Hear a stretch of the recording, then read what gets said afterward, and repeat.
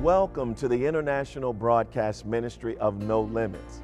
I am Pastor Delman Coates, and here at No Limits, we want to help strengthen you, encourage you, and empower you to feel God's love and to live your life without limitation. Today's message is about to begin, and I want to thank you for watching and know that I'm praying for you to hear a special word from God as you watch.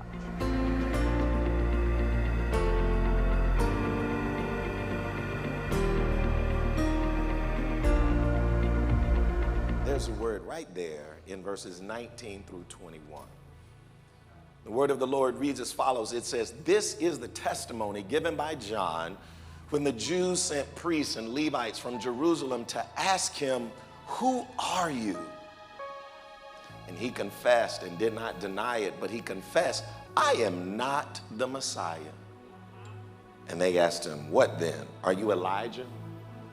He said, 'I am not.' 'Well, are you that prophet?' And he answered, 'No.'" And I want to preach today, church, from the thought, that's not me. Do me a favor, look at your neighbor, smile at him. Say, "Neighbor, I don't know who you think I am, but that's not me." All right, look at the one on the other side. Look at your spouse, your girlfriend, boyfriend, stranger. Smile at him. Say, "Neighbor, I know what you've heard. I know what you've been thinking, but that's not me." Come on, put your hands together. Give them praise. The importance of living a life of authenticity. I was shocked the other day to learn that impersonating a police officer is a major problem in America. You would think that people would have the sense to stay away from this kind of crime. But there's apparently something alluring about the power, the access, and the influence that one gets that makes it tempting for many people. I read about two men just last year right here in our area who represented themselves as federal agents, as members of the First Lady's security team. And when they were discovered, they were arrested for false impersonation of an officer, and as a consequence, they spent time behind bars. And that is what happens, church, when you engage in counterfeit behavior. Whether it's producing counterfeit goods, printing counterfeit cash, or impersonating an officer. When you get caught, it'll ruin your life, it'll wreck your future, and it will damage your ability to be taken seriously from that point on. Trying to be who you are not, being a fake and inauthentic, church, isn't just a problem in the underworld. It is also a problem in everyday life. I contend that there are many people today who are chained, incarcerated, and imprisoned, perhaps not by prison bars, but rather chained by the inability to just be themselves. According to Dr. Gabor Mate, here's what happens. There are these two interrelated yet distinct needs that we all have, and yet we struggle to reconcile them. On the one hand, we have a need for attachment and belonging. And on the other hand, we have a need for authenticity. Attachment is the need for connection and relationship with others, without which a child could not survive. An infant needs attachment, needs others, needs someone in his or her life, like a parent, to feed them, to care for them, and to nurture them in order to live. Authenticity, on the other hand, is the need to be in touch with how we feel, to know our desires and what we want, and to be able to express who we are and how we feel to other people. In prehistoric times, humans had to be in touch with their bodies and their senses and how they felt in order to survive in the wild. And so There's attachment, the need for belonging on the one hand, and authenticity, the need to be oneself on the other. Fine so far. We can all understand that, amen. The problem, Gabor Mate says, is that sometimes our need for authenticity begins to threaten our attachments. Take, for example, the baby who cries because she wants some candy before dinner, or the infant who screams because he's afraid of the family dog, but the parents don't want the child to cry. And so they send messages to the child that they want the child to just be quiet. They express their disapproval through stares and evil looks and yelling or withholding affection or even spanking. And so the child is now faced with a dilemma. Do I stay connected to my feelings, or do I prioritize my attachment to my parents?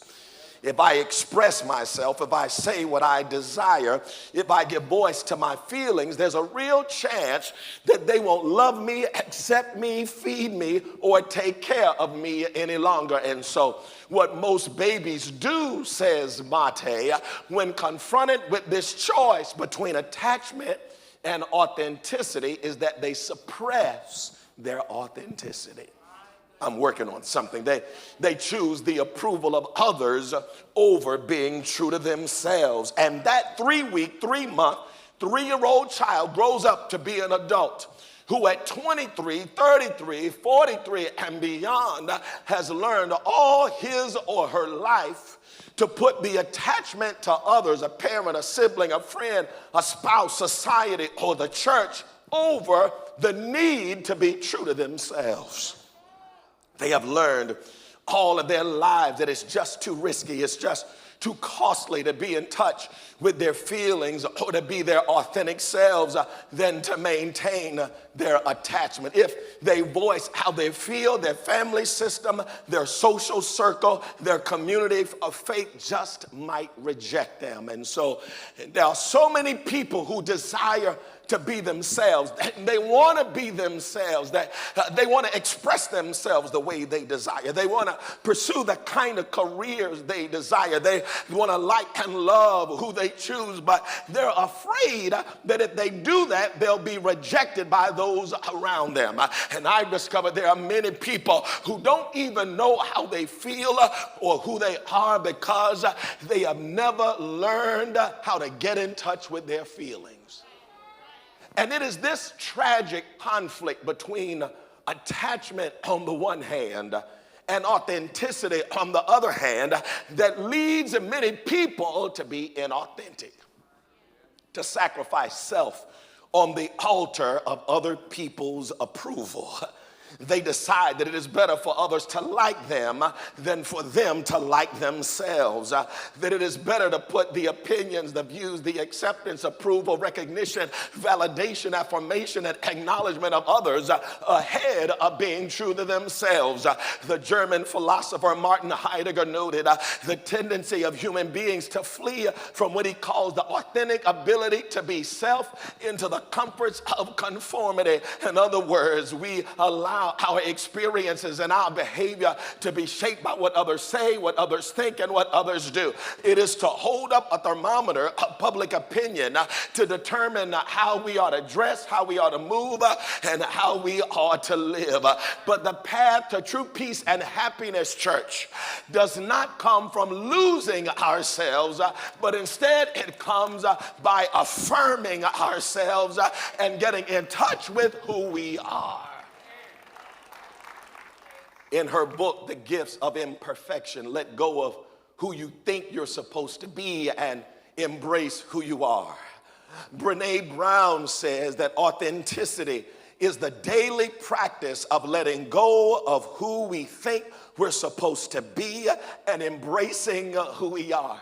It is choosing authenticity means cultivating the courage to be imperfect, to set boundaries, and to allow ourselves to be vulnerable. exercising the compassion that comes from knowing that we are all made of strength and struggle, and nurturing the connection and the sense of belonging that can only happen when we believe that we are enough. Can I tell you something? I say, can I tell you something? You are enough. Bump your neighbor and say, neighbor, you're enough. That was the wrong neighbor. Tell the other neighbor, say, neighbor, you are enough. Have I got a witness here? In fact, Bruno Mars was right. You are amazing just the way you are. That, I think, is the prevailing lesson in our text today, that the path to happiness and fulfillment in life is paved with stones of authenticity. Here, John the Baptist is confronted by those who observed him and his ministry, and they asked him 3 questions about his identity. The priests and the Levites wanted to know who he was. They asked him 3 questions. Are you the Messiah? Or are you Elijah? Or what about that prophet? And on each occasion, John the Baptist says, no, that is not me. He unapologetically and unashamedly tells them that he is not the man that they are seeking or that they believe him to be. In short, he is true to himself by being clear about who he is not, which I find instructive, because having a balanced and grounded and sober sense of your identity starts with being clear about who you are not. It is a commitment not to be inauthentic, a commitment not to present and project something that we are not, a commitment not to create a false profile or to exaggerate our sense of importance or our abilities. Not long ago, I saw a group of social media influencers who took a trip to a local private airport to take pictures in front of private planes. They had on designer bags, allegedly. They had on designer clothes, and they posted those pictures even though they were not going on a private trip. They got back in their Uber X and went back home to their apartment. We live in a world where people feel pressure to stunt like they have something going on when they really do not, to pretend that they are something that they are not, to create the allure that they are bosses when they don't own anybody and they aren't directing nothing.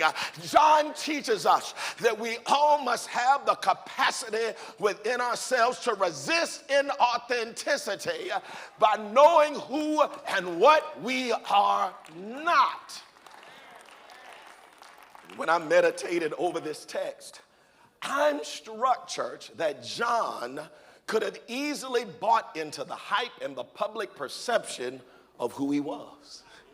I mean, the Jews did send representatives to check him out, which means that his influence must have been really growing around town. It means that his brand and his reputation must have been spreading. And he could have easily said, yeah, that is me. I am that guy. He could have done what those social media influencers did. He could have just embellished his profile, but rather than having an inflated sense of self, John simply said, no, that's not me. How many of us are in touch with ourselves enough, or are self-aware enough to let people know that ain't me? You know, people will project onto you their ideas, their perceptions and assumptions of who they think you are and what you ought to be. Aren't you a pastor, aren't you? Yeah. Aren't you always in the spirit? Aren't you always reading the Bible? Aren't you always on your knees praying? You're a woman of God, right? Yeah. It's easy for you, isn't it, to be a working mom, a wife, to cook dinner every night, to help the kids with their homework, and then get them to their ball games 3 to 4 times a week, and then to come home and then meet the needs of your husband.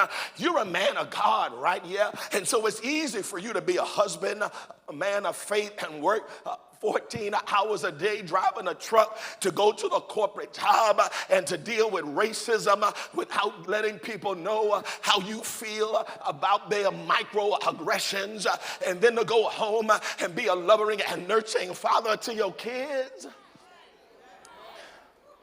It's easy for you to do all that, right? And sadly, too many of us allow others to define who we are and to put us in a box that we don't fit in.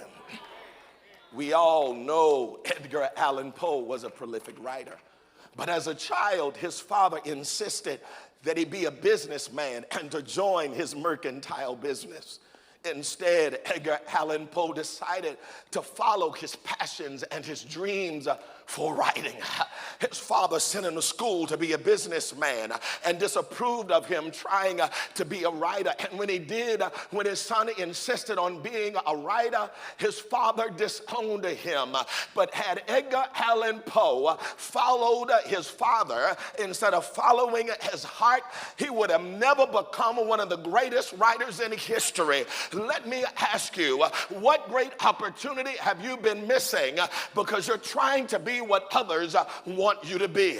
What possibility have you foreclosed upon listening to the voices of others rather than listening to the voice within yourself?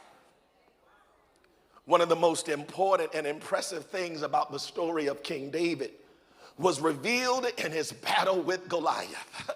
They placed on him soldiers' armor and a uniform, and they gave him a heavy shield, and they put in his hand a big sword. But when David put it on, it did not fit him.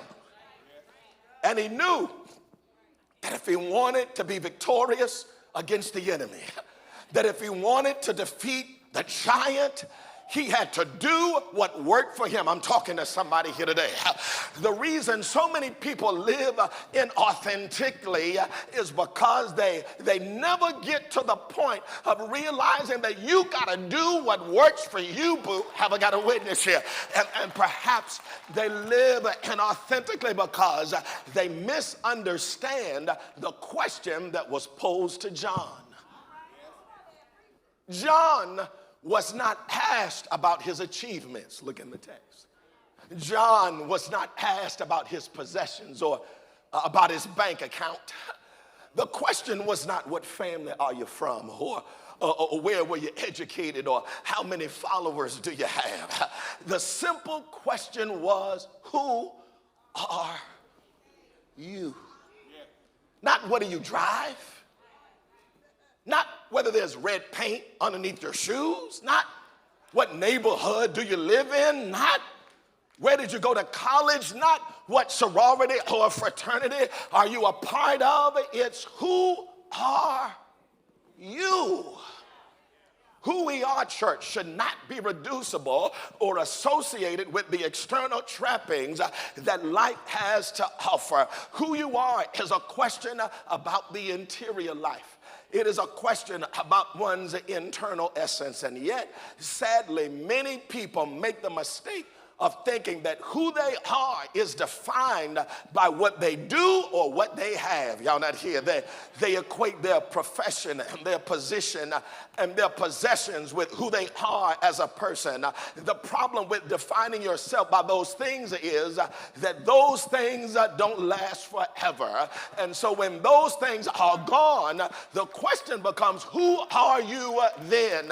Who are you without the car, without the job, without the marriage, without the spouse, without the degree, without the position? That's what you do. That is not who you are. Money does not make you a man, because if the economy turns and your stock portfolio falls, then you're left to conclude that your manhood is gone. If who you are is synonymous with your job, then if your job relocates, then your identity is left in limbo. But when you have a deep appreciation for who you are, when you are comfortable in your skin, you are okay with who you are not. No, I'm not in that sorority. No, I'm not a part of that fraternity, no. I don't have a big job like that, no. I don't live in a gated neighborhood. All of you know that watermelons are round, right?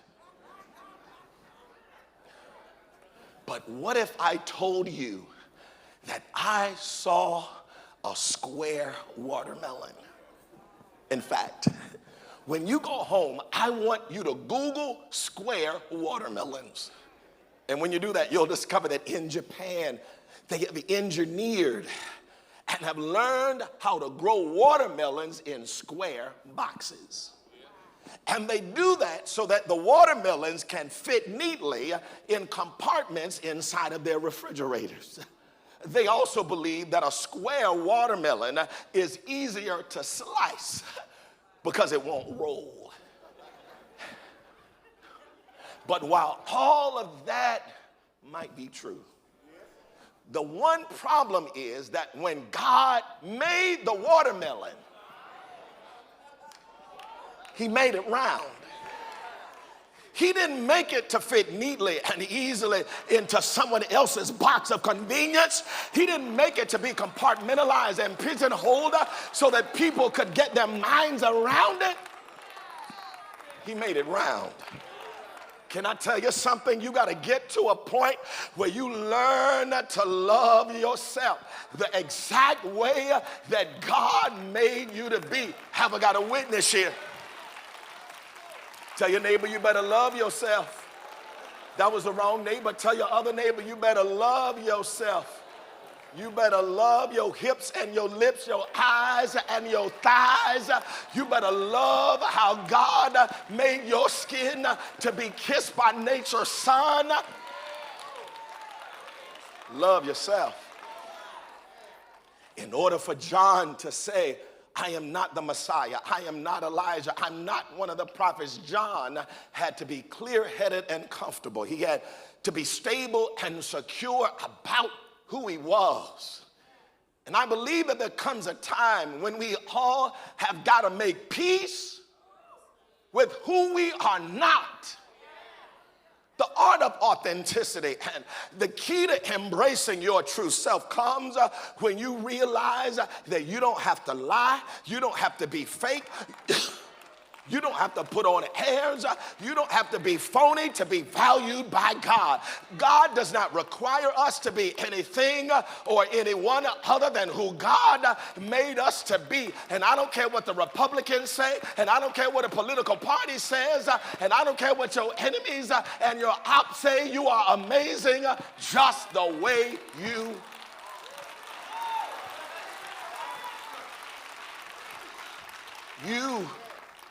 You don't have to project a sense of strength if you really don't have it. You don't have to suppress your true needs and desires and thoughts and wants and feelings just to be attached to somebody else. Just be yourself. Tell your neighbor, be yourself. One day, an older couple was talking to each other. And the wife said to the husband, honey, you used to always hold my hand. And immediately he reached over and took her hand. Then she said, baby, you used to always kiss me all the time. And instantly he leaned over and kissed her on the cheek. And then she said, honey, you used to always nibble on the back of my neck, and I used to love that. And suddenly he got up from the table and started walking away. And she asked, well, where are you going, baby? And he said, to get my teeth.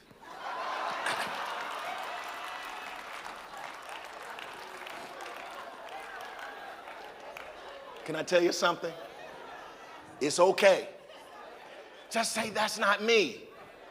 That's not me. Look, I love many of the great homileticians and preachers of the gospel that God has blessed the world with. I appreciate their artistry, their rhetoric, their oratorical gifting. I'm amazed at their ministries and the scale and scope of what they have done in the earth. I admire a lot of preachers, but the breakthrough that I got in my life is when I realize that I can only be the best me that God called. There's only one Delman. Don't you get it twisted. And I had to learn that God made me a designer's original, and I am not going to die trying to copy somebody else. Listen here, you better learn how to be yourself. That's what's at stake here in the text. John is a role model for us because had John tried to fit in who they thought he was, maybe he would have been chosen later on by Jesus to be a disciple. Think about that. As great and as significant as John the Baptist was, he was never chosen to be a part of the 12. Who wouldn't want to be in that circle? All John had to do was to embellish his credentials. And maybe he would have been chosen by Jesus to be one of the boys. But John was so secure in himself. He said, no, man, that's not me, because John knew that sacrificing his authenticity was not worth being included in the group. Can I tell you something?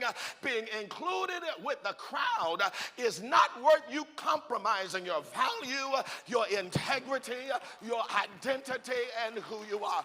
John understood that it was more important for him not to ignore his needs, to resist the urge to let belonging take precedence over his life.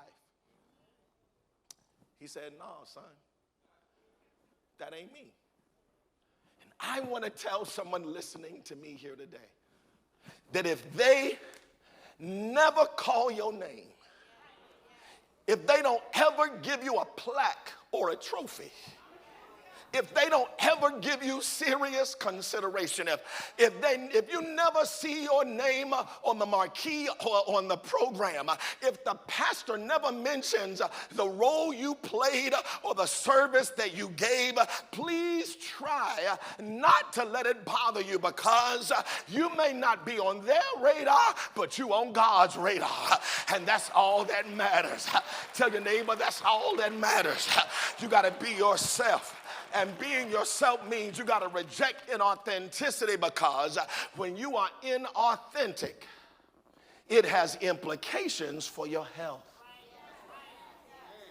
Do you know that science says when you suppress your emotions and your needs, those emotions just don't evaporate.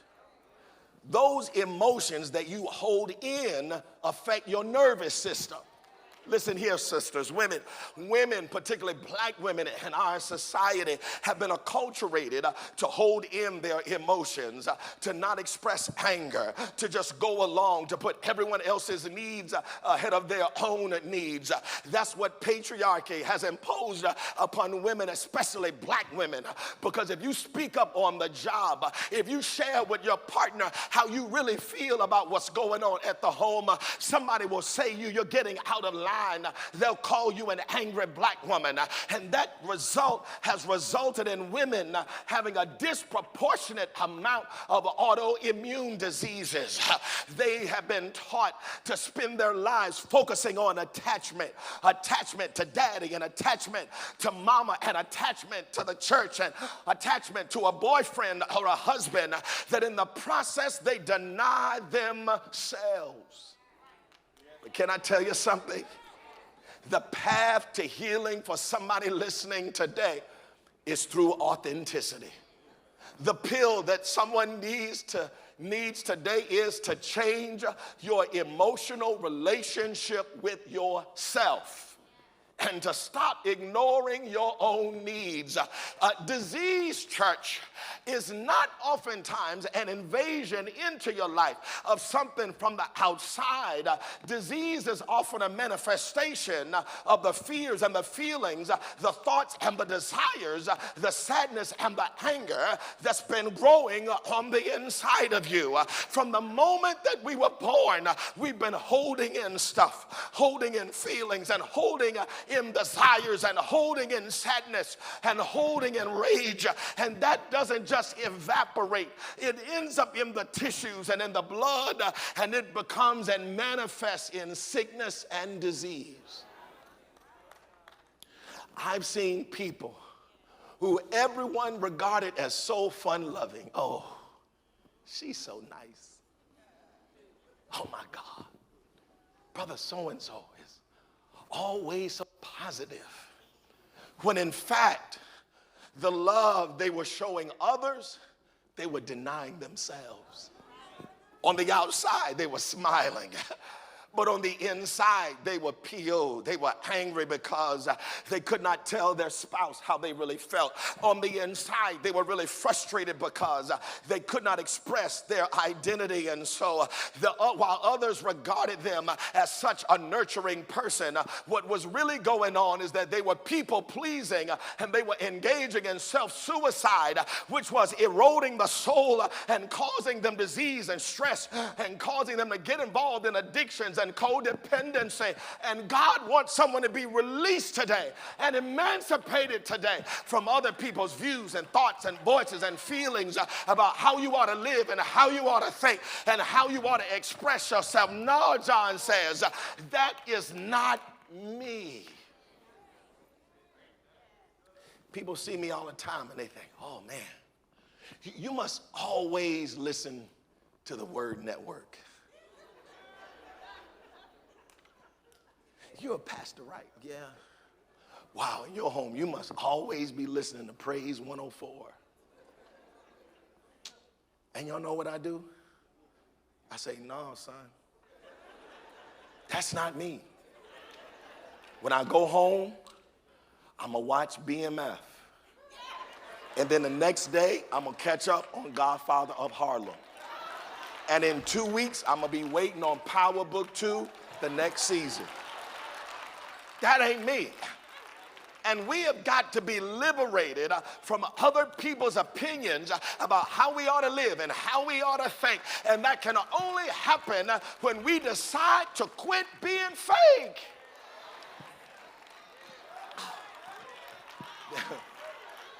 When I was in high school, there was a friend of mine, there was a guy I heard about.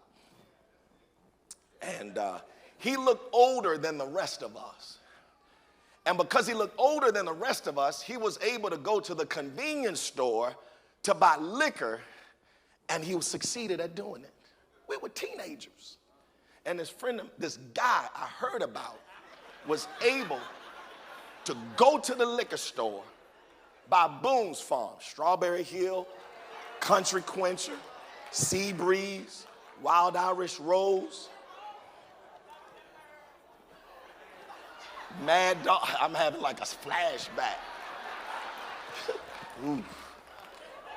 Ooh.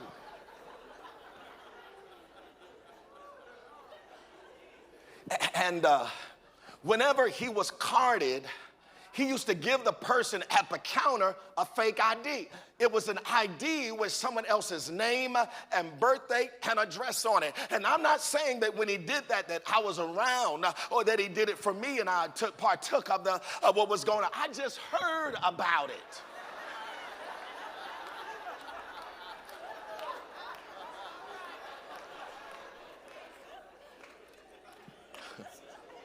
But eventually, he got in trouble.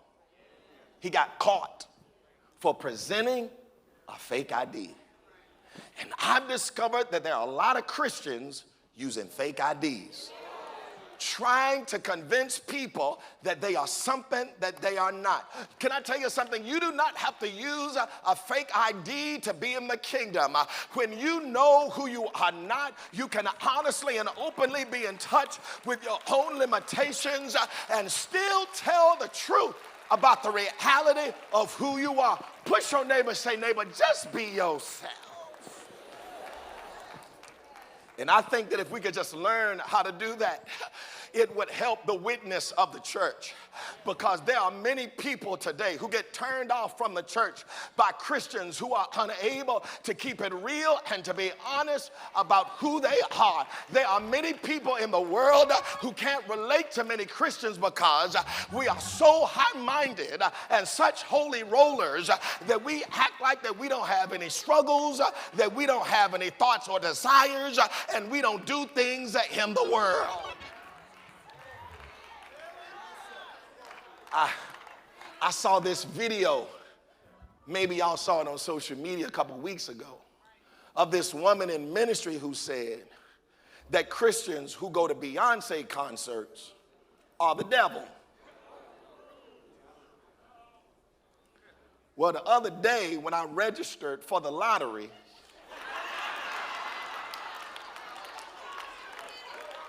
for the tickets, I hadn't heard what the sister had said, but can I tell you something? If I get the tickets, Pastor is going to the Beyonce concert. I will be at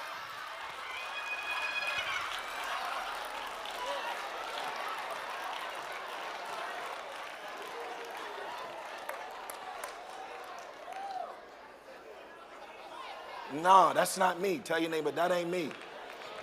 I pray, but I also enjoy myself. I read my Bible, but I'm a human being.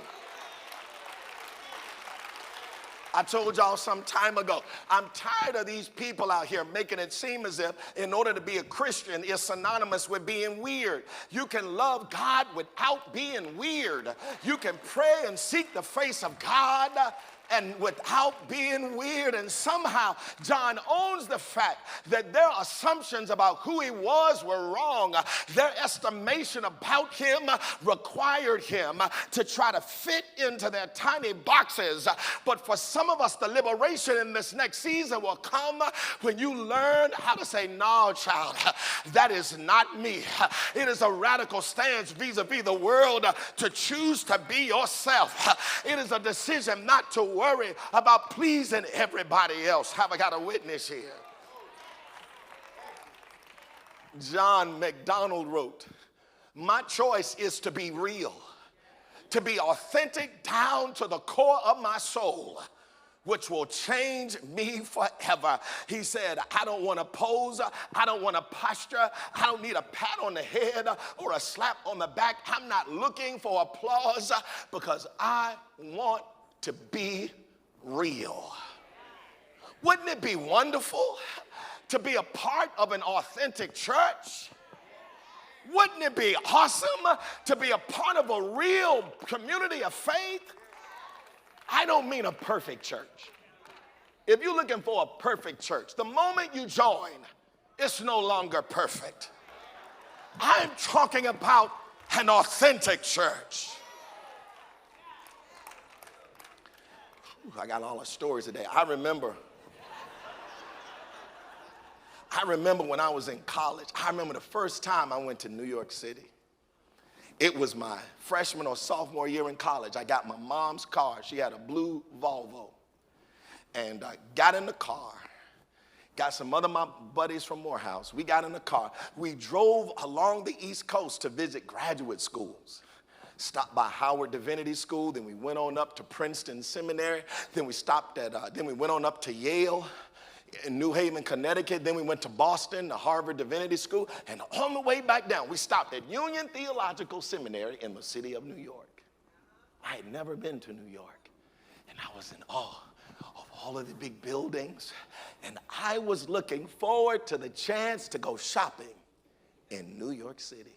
Oh man, there I was on Madison Avenue, and there I was just going around to all the stores. And some kind of way, I ended up in Chinatown. And when I was in Chinatown, there was a guy who came up to me with a briefcase, and he opened it, and he had watches in it.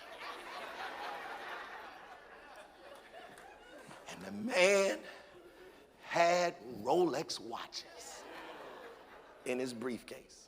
He said, you want a Rolex watch? I said, sure. So I took the Rolex watch and I put it on my hand, put it on my arm, and I checked it out. I said, wow, wow, look good with this little Rolex watch. So I said, how much for it? He said, $80. I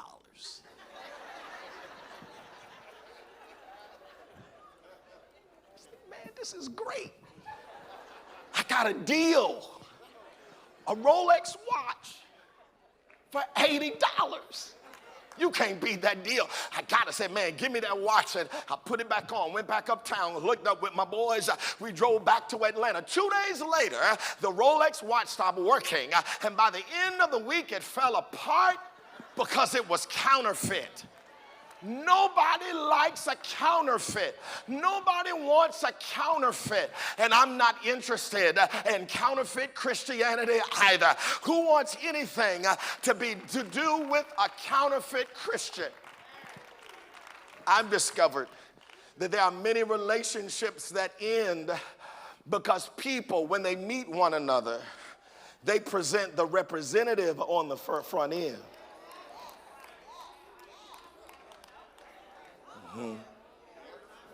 They present the representative, put your best foot forward. So in the beginning, every day, hair done, nails did, get dressed up nice. Tell your neighbor, in the beginning. Brush your teeth, gargle, in the beginning. You want to go to church every Sunday in the beginning. And then y'all link up, commit to one another. You might get married. And then 3 to 5 years later, you decide to let your hair down. And then the real person then comes out. Because you were not able to just be yourself on the front end.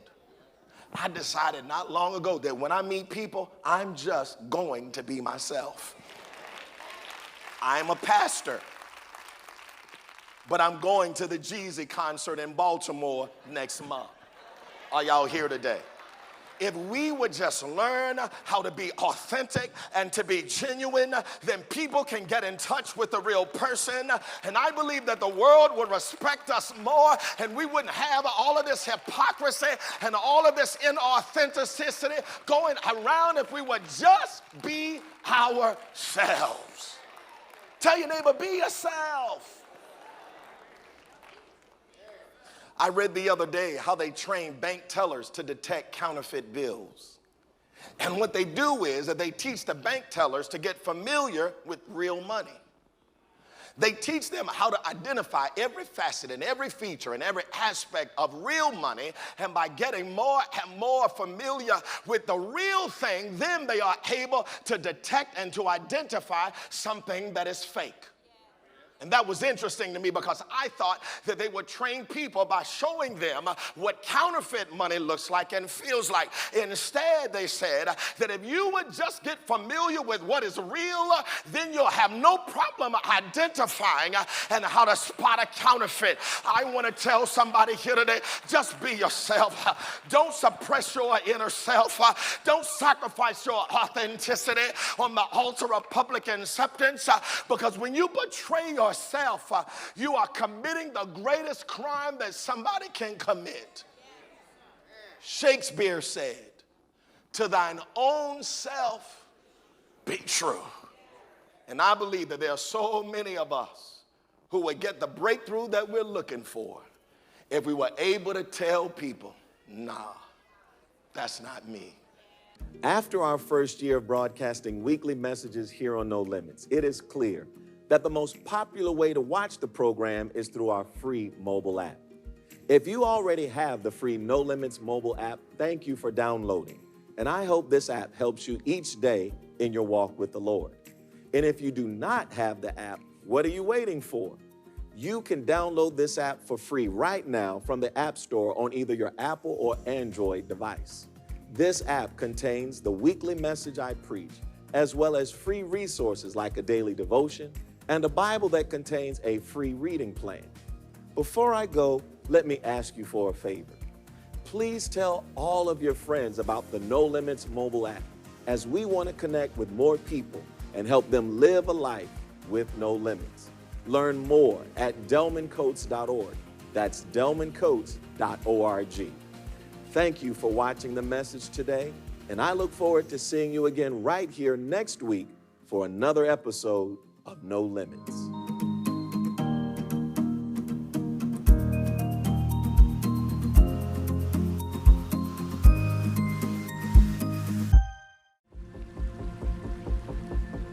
I am so glad that you took the time to watch this message today.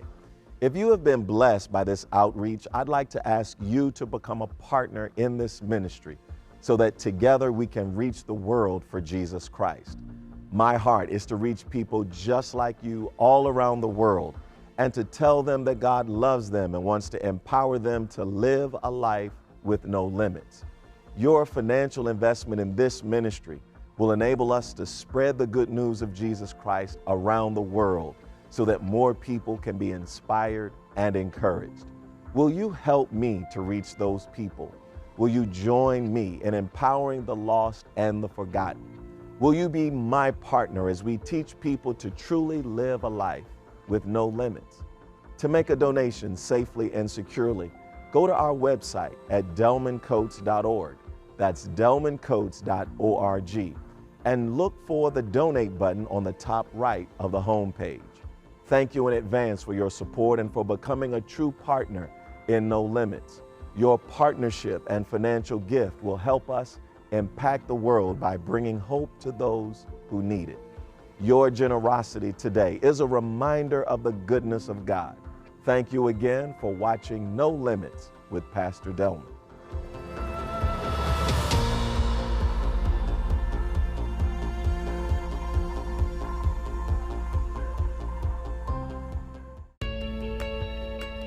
The preceding program was brought to you by the faithful supporters of No Limits and Mount Enon Baptist Church in Clinton, Maryland.